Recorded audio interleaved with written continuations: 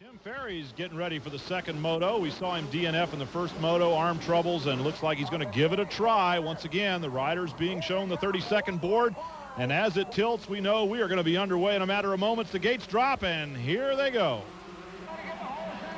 Looks like it's going to be Lamson this time on the Honda out front. Watch Huff on the inside sneak around.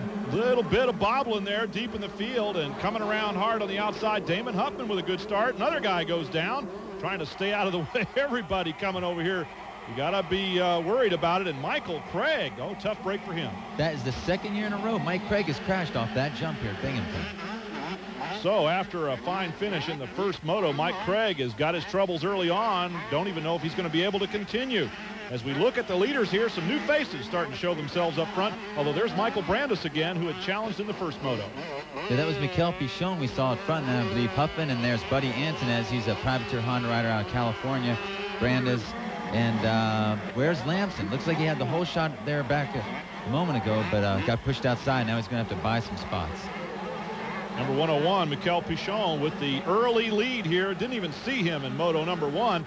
So what a difference just a little while makes here in Binghamton, moto number 2.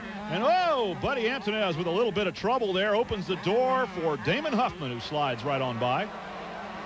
Now there's Pichon out front again. A lot of people talking in the pits about Pichon possibly moving back to France next year. But we'll have to wait and see if that pans out. And here's Kevin Windham. He's had a not so great year. Looks like he's having a little bit of trouble, and his woes continue. He's back underway, but he's lost a lot of ground. Upside down, and definitely not pointing the right way here. Yeah, that's Jason McCormick, number 51. He had a podium finish at Washougal a few weeks back in front of his hometown crowd. Doesn't look like he's having the same luck here at Binghamton. The Broome-Tioga Sports Center race course handing out a few spankings here in moto number 2. Steve Lamson, the first moto winner, running third right now. He's got to get around Huffman if he's going to be able to get up there and challenge Pichon for the lead. So two of the points contenders running second and third right now. Mikel Pichon in the lead. A little bit of a bobble right there. Here comes Damon Huffman on his Suzuki. Makes a pass. Whoa. Well, he does make a pass for the lead there. They were side by side for a moment. Well, we got a new leader in Moto 2. You know, Pichon's a slight disadvantage to these outdoor nationals. He's racing in America for the first time this year. Guys like Lamson and Huffman, they know their way around these tracks. Well, Pichon has seen this track, but only once before, and that was in moto number 1. As we take a look at the Honda field summary, Damon Huffman leads it, and we'll be right back here with more action from moto number 2 in Binghamton in a moment. Welcome back to Broome-Tioga Sports Center in Binghamton, New York. Moto number 2 in the 125cc Outdoor National. Brian Dreber and Davey Coombs up here in the booth. Art Ekman down there with all the action. And here we have our leader, Damon Huffman, who has shot out to a lead in the moto number 2. And there, finally, we see Steve Lamson now, who is in third spot. He can't seem to get around Pichon. Pichon finished 7th in the first moto. It's not the best score for the Frenchman, but in the second moto, we'll see how long he can stay with these guys who did compete for the victory in the first time out. Well, it looks like, nope, Pichon holds on. It looked like for a moment Lamson was going to get around him, but the Frenchman had the tighter inside line, got a better drive out of there, and he stays out front.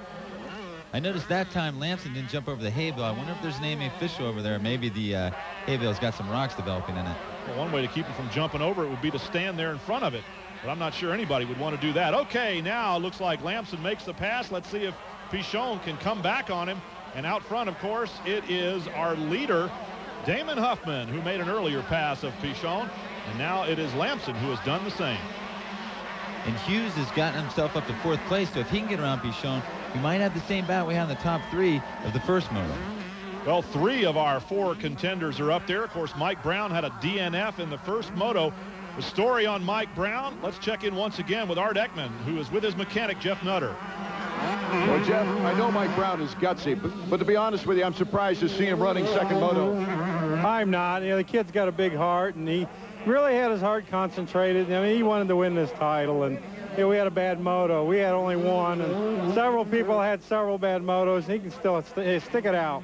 Well, stick it out he might, but the odds are certainly against him now mathematically of any chance for a championship. Pichon in third spot there, and it looks like it is Ryan Hughes in 4th, as you mentioned a moment ago, Davey, and these two guys are, well, forget about it now. Hughes goes around. You know, it's the second lap in a row that Pichon has surrendered to position in that corner, but I'm not so sure that that one wasn't intentional. He and Ryan Hughes are teammates on Kawasaki Split Fire Pro Circuit this year. Pichon is not in a title hunt, but Hughes definitely has a chance at the national championship. Well, if Pichon let Hughes go, now it's up to Ryan Hughes to try to track down the 2 leaders. The early leader in Moto number 1, he surrendered that position late in the first race, and now it is Ryan Hughes chasing from behind. We'll see if Hughes has the energy that he didn't seem to have at the end of the first moto here in the second moto. But I tell you what, he was going to have to pick up the pace a little bit. You can see Lamson down at the bottom of the picture, and he's just now coming down the hill. A lot of Binghamton real estate in between third place and second right now, so Ryan Hughes has got his work cut out for him. We take another look at the Honda Field Summary. Damon Huffman, the leader. Mike Brown in 5th spot. There's Scott Sheik, and the local crowd loves it. Welcome back to Broome Tioga Sports Center. Second moto, you're looking at 5th place, Mike Brown right now. Of course, the good news is he's running 5th. He's moved up. The bad news is points race pretty much out of the question. Yeah, Mike really lost a lot of ground that first moto, but you know what? He's doing the total hero role today. You know, his sternum's messed up. He's out there giving it all. He's riding in a lot of pain, and this track is rough. I guarantee he's feeling every bump. Earlier, we touched on the special battle among the privateers. For more on that, here's Art Ekman. As the season winds down, there is no question that the close points race is everything we anticipated and more. What we didn't realize at the season start was that there'd be another important battle within the 125s. They look like a fraternity. They're all in the same boat. Privateers roaming from race to race, hoping that making the main event will pay for last week's expenses. You're living from week to week. You know, the paycheck you make from AMA and Suzuki, who I ride for, contingency, is, you know, getting you to the next race. Got a lot of expenses, you know, motel, food, you know, gas. You know, that all adds up. When Camel Skull came up with the top privateer award, it made for a race within a race. You know, I'm paying my own bills, and I'm traveling all over the United States, and it costs a lot, you know. When you get that privateer award and your name's out there and you get that $500, it sure means a lot. Usually it's pretty tight between the privateers battling out for that privateer money, and not only does it give you $500, but it gives you a lot more publicity, which will help you out in the long run. So it definitely gives that little extra charge. We're having our own private battle. You know, we might be running, you know, 7th through 10th or somewhere around there, but we're running for like first place in our own mind. You know, we're keeping an eye on where they're at, you know, our pit boards and stuff. So even though we're, you know, maybe not battling for the win, we're battling for the, you know, the win of the privateer awards.